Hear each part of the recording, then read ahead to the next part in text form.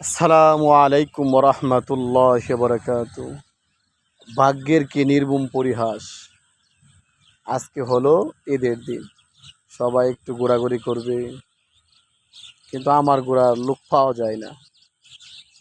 বুঝেন, যখন মাদ্রাসায় ঢুকলাম তারপর থেকে আস্তে আস্তে স্কুলের ছাত্র ভাইরা দূর হতে লাগলো। সবাই কাজে ব্যস্ত, সবাই চাকরি নিয়ে ব্যস্ত, সবাই ফ্যামিলি নিয়ে ব্যস্ত।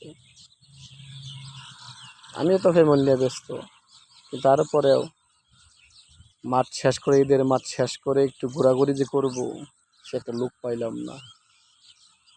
ঈদের মাঠ শেষ করে আসর পর্যন্ত ঘুমালাম। এখন আসর পরে আমাদের এলাকার একটা মাছের ফিশারি ঘের আছে, বিশাল বড়, সেখানে একটু ঘুরতে আসলাম।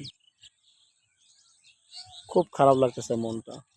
হালকা হওয়ার জন্য শুধু মন ছুটে যাচ্ছে ওই মাদ্রাসায় ছোট পোলাবনদের সাথে ঈদ উদযাপন করতাম, খুব ভালো লাগতো।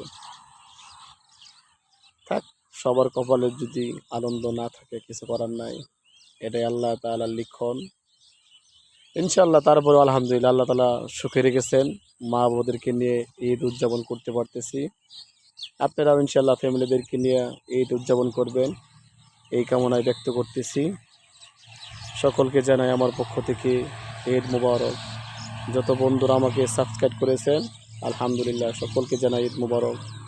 আর যারা আমার ভিডিওতে like, comment, share, copy link করেন, আল্লাহ তাআলা প্রত্যেককে যা যা খায়ের দান করুক, আমিন।